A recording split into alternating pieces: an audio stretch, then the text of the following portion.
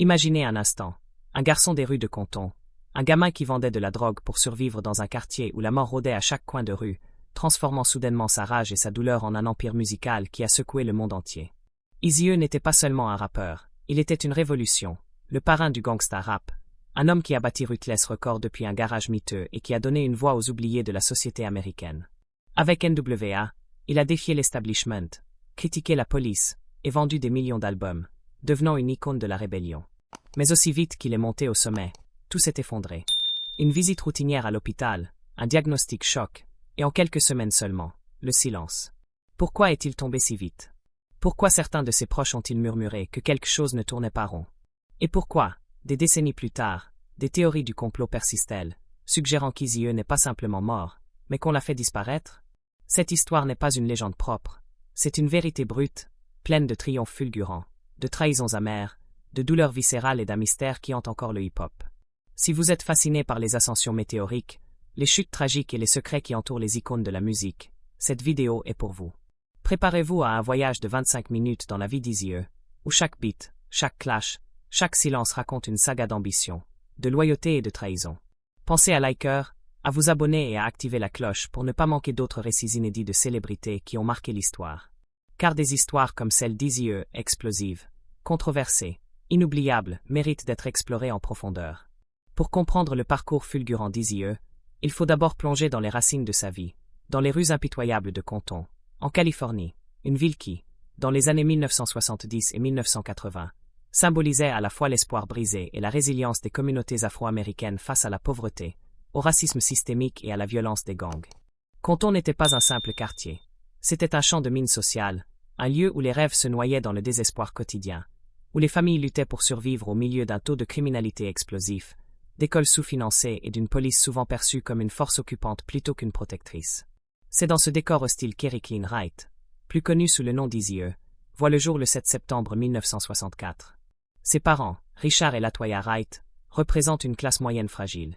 Son père travaille à la poste, un emploi stable mais mal payé, tandis que sa mère est administratrice dans une école primaire locale, un rôle qui lui permet à peine de boucler les fins de mois. Malgré ses efforts, le foyer est marqué par des difficultés financières constantes, et Eric grandit en réalisant vite que l'honnêteté et le travail acharné ne suffisent pas toujours à s'en sortir dans un environnement où la drogue et les gangs offrent une voie plus rapide, quoique périlleuse, vers la survie. L'enfance d'Eazy-E se déroule à une époque de transformation sociale profonde aux États-Unis, juste après l'ère des droits civiques, quand les tensions raciales bouillonnent encore et que la guerre contre la drogue, lancée par le président Nixon, commence à dévaster les communautés noires. Compton, autrefois un havre pour les familles ouvrières, devient un épicentre de la crise. Les usines ferment, le chômage explose, et les gangs comme les Crips et les Bloods émergent comme des forces protectrices mais destructrices pour les jeunes. Pour Eric, ce n'est pas seulement un décor, c'est une réalité qui forge son caractère. Dès l'adolescence, il abandonne le lycée en classe de seconde, non par paresse, mais parce que les rues exercent une attraction irrésistible. Comme l'écrit Jerry Heller, son futur manager, dans ses mémoires Ruthless, personne ne survivait dans la rue sans masque de protection. Personne ne survivait à nu. Il fallait jouer un rôle, être cool, dragueur, sportif, gangsta ou dealer. Sinon, il ne restait qu'un seul rôle, victime. Eazy choisit celui de dealer, initié par son cousin Horace Butler, un mentor qui lui enseigne les règles impitoyables du trafic, la logistique des livraisons, les codes de la rue, les dangers omniprésents. Horace n'est pas seulement un cousin, il est un frère d'armes, un guide dans ce monde où un faux pas peut coûter la vie. Mais la tragédie frappe sans avertissement. Un soir, lors d'une course routinière liée à leur activité, Horace est assassiné, criblé de balles par un passager rival. Eric, qui avait le sac d'argent ce soir-là, échappe de justesse au sort fatal. Lui et moi, on était ensemble tous les jours, se souvient-il plus tard. Ce soir-là, je suis parti faire une course avec ma mère, donc je n'étais pas là. Je me dis que si j'y avais été, je serais probablement mort avec lui. Ce traumatisme ne le détourne pas immédiatement du trafic. Au contraire, il le plonge plus profondément dedans. Eric reprend l'opération de son cousin. Et bientôt, il gagne de l'argent à un rythme impressionnant. Des estimations suggèrent qu'à 20 ans à peine, il empochait jusqu'à 250 000 $ par mois, un chiffre qui le place au sommet de la hiérarchie des dealers de Compton. Mais ce succès est précaire, les menaces sont constantes, la violence est quotidienne. Comme le dit son ami MC Ren, la mort n'était jamais bien loin. Petit de taille mais craint pour sa ténacité, Eazy se forge une réputation d'inflexibilité, une armure forgée dans le feu des rues. Ses cicatrices physiques et émotionnelles deviennent des badges d'honneur, des preuves de sa survie dans un monde où la faiblesse est fatale. Pourtant, au fond de lui, il sait que cette vie ne peut durer éternellement. La violence qui a emporté Horace le hante, et il cherche une issue, un moyen de transformer sa rage en quelque chose de plus grand, de plus durable. C'est la musique qui offre cet échappatoire. Au milieu des années 1980, avec l'argent gagné dans le trafic, Eazy commence à investir en lui-même. Il enregistre ses premiers morceaux dans le garage de ses parents, un espace improvisé qui deviendra le berceau de son empire. Ce n'est pas un hobby innocent, c'est une rédemption, une chance de canaliser l'énergie destructrice des rues en une force créative. En 1986, il fonde Ruthless Records avec Jerry Heller, un manager expérimenté originaire de Cleveland, qui investit $2 500 pour 20% des parts. Eazy conserve le contrôle total, une décision qui reflète sa méfiance envers l'industrie musicale dominée par des Blancs. Ce label n'est pas qu'une entreprise. C'est une déclaration d'indépendance, un moyen pour Eazy de dicter ses règles dans un monde qu'il aurait autrement exploité. C'est aussi en 1986 qu'il rencontre deux talents prometteurs, André Young, alias Dr. un producteur visionnaire, et O'Shea Jackson, alias Ice Cube, un lyriciste incisif.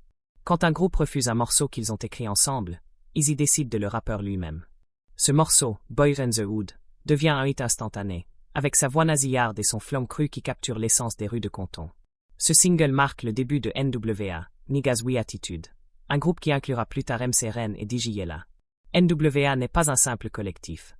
C'est une bombe culturelle, une explosion qui défie les normes du hip-hop de l'époque, dominé par le rap East Coast plus lyrique et moins agressif. L'album Straight Outta Compton, sorti en 1988, est une révolution. Produit par Dr. Avec des beats innovants et des paroles sans filtre, il décrit la vie à Compton avec une honnêteté brutale. Des titres comme Fuck DHA Police ne repoussent pas seulement les limites. Il les pulvérise, provoquant une lettre de mise en garde du FBI à leurs distributeurs et un boycott des radios. Pourtant, les ventes explosent, plus d'1 million d'exemplaires en quelques mois, et le groupe devient une icône mondiale. Eazy, avec sa voix distinctive et son rôle de leader, incarne l'esprit rebelle de NWA. Mais le succès engendre les tensions. En 1989, Ice Cube quitte le groupe, accusant Eazy et LR de le sous-payer et de manipuler les royalties. Son diss track No Vaseline est un coup de maître, un morceau incendiaire qui expose les fissures internes. En 1991, Dr. suit, dénonçant les pratiques financières de LR et s'alliant à Suge Knight pour fonder Death Row Records. NWA, qui avait révolutionné le hip-hop en moins de 6 ans, implose, laissant Eazy seul au milieu des décombres. Mais il ne s'effondre pas. Au contraire, il contre-attaque avec des projets solos comme Eazy Duzit, 1988, qui se vend à plus de 2,5 millions d'exemplaires, et des collaborations avec Bone Thugs-n-Harmony. Des tracks comme Real Mutafuk GS répondent directement à Dr. dans The Chronic, transformant leur querelle en une saga légendaire du hip-hop. Au cœur de cette ascension fulgurante et de ce chagrin final se trouve la relation complexe et controversée entre Eazy et Jerry Heller, un duo improbable qui a propulsé NWA vers les sommets, mais qui a aussi semé les graines de sa destruction. Jerry Heller, un manager juif blanc originaire de Cleveland, avec une expérience dans l'industrie musicale des années 1960, rencontre Eazy en 1986. Leur partenariat commence comme une alliance stratégique. Heller apporte la structure, les connexions et les fonds, tandis qu'Eazy offre une voix authentique, brute, issue des rues. Heller investit $2 500 pour 20% de Ruthless Records, et ensemble, ils signent Dr. et Ice Cube, formant NWA. Heller décrit leur lien comme paternel. C'était comme un père et un fils, dit-il dans ses mémoires Ruthless. Mais derrière cette façade, des tensions couvant. Ice Cube quitte NWA en 1989, accusant Heller de malversation financière, de sous-payer les membres et de manipuler les royalties. Dans No Vaseline, Cube attaque directement. Heller, tu es un serpent, un voleur juif. Cette ligne, controversée et antisémite pour certains, reflète la méfiance croissante envers Heller, perçu comme un outsider exploitant les talents noirs. Eazy, au milieu de tout cela, est déchiré. D'un côté, Heller est le partenaire qui a bâti Ruthless avec lui, un homme qui croit en son vision. De l'autre, les accusations de Cube et Dr., qui quittent à leur tour en 1991 pour Death Row, sèment le doute. Dr. dénonce les problèmes financiers et l'influence néfaste de Heller. Eazy contre-attaque avec des diss tracks comme Real Mutafuk GS, mais en privé, il commence à consulter d'autres conseillers, comme Charlie Jam, un ancien manager de tournée. Jerry n'aimait pas ça, confie DJ Speed, un proche. Il savait que Charlie était malin. Selon Speed, Heller n'était pas le marionnettiste tout-puissant qu'il prétend. Il était un homme d'affaires opportuniste qui s'est retrouvé au bon endroit au bon moment. Les rumeurs persistent, LR aurait sous-payé les artistes, empoché des royalties, et manipulé Easy pour garder le contrôle. Dans Straight Outta Compton, 2015, le film biographique, LR est dépeint comme un antagoniste calculateur, ce qui le pousse à poursuivre les producteurs pour diffamation à une poursuite qu'il perd. Easy, fidèle à sa réputation de loyauté, continue à travailler avec LR malgré les fissures. Mais au fil des ans, la confiance s'effrite. En 1995, quand Easy est hospitalisé, LR affirme qu'on lui interdit de le visiter. Il n'assiste même pas à la morgue, bien qu'il soit présent aux funérailles, l'un des deux seuls anciens membres de NWA là. Je pense à lui tous les jours, dit-il à Rolling Stone. C'était comme mon fils. Mais pour beaucoup, ces mots sonnent faux. DJ Yella est catégorique. Jerry essaiera toujours de se faire passer pour le grand homme. Tu as aidé ce talent à atteindre un autre niveau, c'est vrai. Mais tu n'as pas donné leur talent à Docteur ni la plume de reine. C'est eux qui avaient le talent. Cette relation toxique atteint son paroxysme au début des années 1990, après le départ de Docteur et son alliance avec Suge Knight. Les tensions avec Death Row explosent. Easy accuse Knight d'intimidation, affirmant qu'il lui a remis un papier avec l'adresse de sa mère pour le menacer. Se sentant acculé, Easy envisage des mesures extrêmes. Selon LR, il lui confie vouloir tuer Suge Knight. LR l'en dissuade, une décision qu'il regrette plus tard. J'aurais dû le laisser faire. Ruthless existerait probablement encore.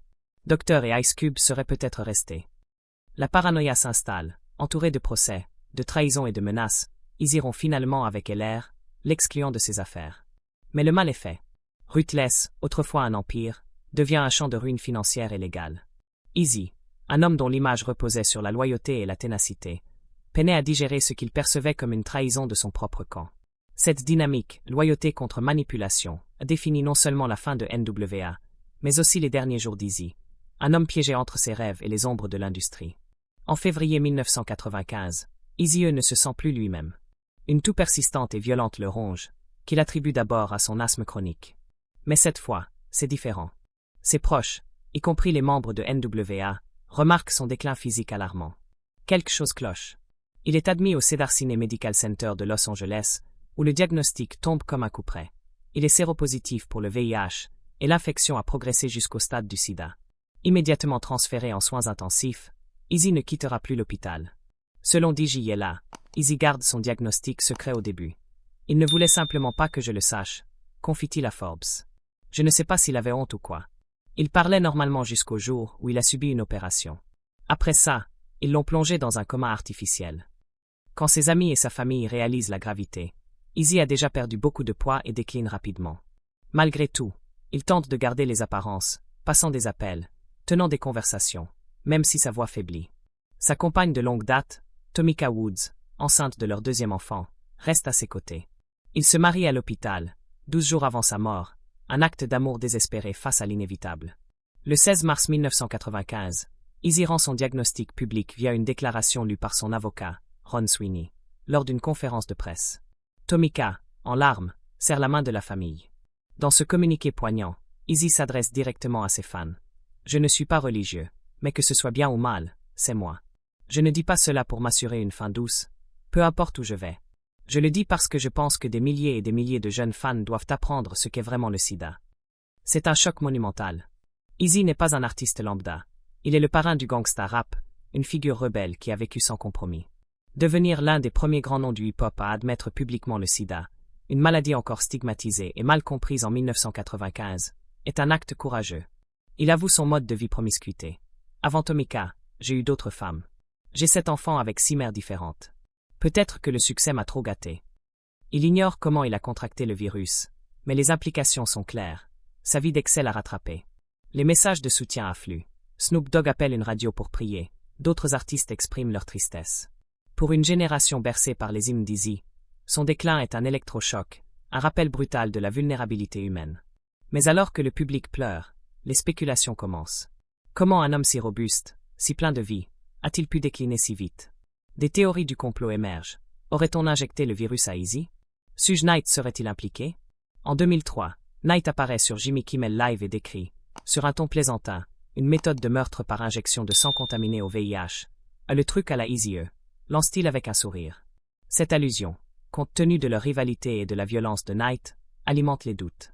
La fille d'Easy, Ebony, lance en 2015 un documentaire The Mysterious Death of Eazy-E, remettant en question la version officielle. Son fils, Lilizieux, va plus loin sur les réseaux. Sa mort n'a jamais eu de sens. Il pense qu'on est aveugle à la vérité. D'autres détails troublent. Eazy épouse Tomika alors qu'il est sédaté, et un procès suit pour l'héritage de Ruthless. Mike Klein, un employé, affirme que le mariage était forcé et qu'il est l'héritier légitime. Le docteur Wilbert Jordan, spécialiste du sida, confirme que 2 ex-partenaires d'Eazy ont contracté le VIH via lui, mais Tomika et leur enfant sont négatifs. Elle a eu de la chance. Les experts minimisent le risque d'infection par aiguille, mais le doute persiste. La succession d'Eazy, estimée à 30 millions de dollars, devient un champ de bataille judiciaire. Tomika Woods, sa veuve, affronte la famille et les anciens associés. LR regrette de ne pas avoir laissé Eazy s'occuper de Knight. Des années plus tard, Ice Cube, interrogé sur Knight, répond « Je ne mets rien hors de portée de personne ». Le débat médical et culturel continue. Frost suggère des aiguilles d'acupuncture contaminées. Un document FBI de 2011 évoque une tentative d'extorsion par la Jewish Defense League. Même Strait Compton, 2015, critique LR, qui perd son procès pour diffamation. Pour beaucoup, la justice pour Eazy reste inachevée. Son héritage, contradictoire comme sa vie, dealer devenu magnate, rebelle visionnaire, père de 7 enfants, hante le hip-hop. Eazy a changé le son et les affaires du genre, prouvant que la survie des rues peut devenir une légende. Des décennies plus tard, une question demeure. Est-il mort naturellement? Ou y avait-il quelque chose de plus sombre? Partagez vos théories en commentaire. Si cette histoire vous a marqué, likez, partagez et abonnez-vous pour d'autres vérités cachées du monde de la musique. À bientôt.